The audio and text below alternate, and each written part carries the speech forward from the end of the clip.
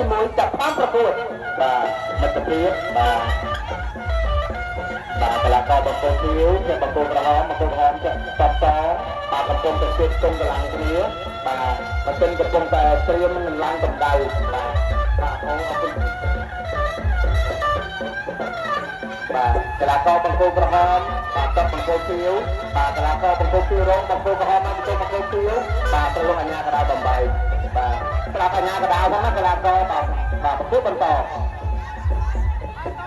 បាទកីឡាករបង្គោលខៀវបង្គោលក្រហមមកកីឡាករបង្គោលខៀវបាទបង្គោលខៀវក្រហមតបង្គោលក្រហមអត់ខៀវបាទ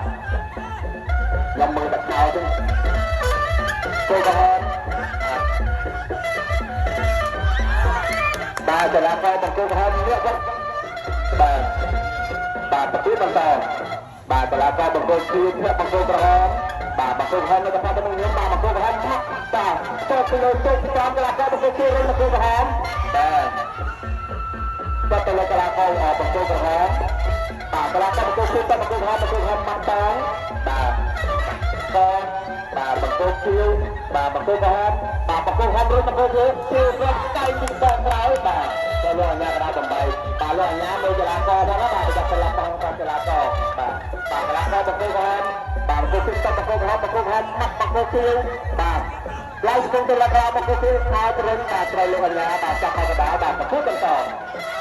បាទកីឡាករបង្គោលក្រហមបង្គោលខៀវកម្លាំងដូចគ្នាណាបាទកីឡាករបង្គោលបាទកីឡាករបាទកីឡាករបង្គោលខៀវបាទបង្គោលក្រហមបាទប្រកួតបន្ត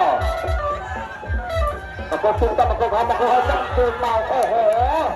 បាទកីឡាករបង្គោលក្រហមចាប់មកកីឡាករបង្គោលក្រហមចាប់បង្គោលខៀវបាទអូហូបាទកីឡាករបង្គោលក្រហមចាប់ខាងមកបាទ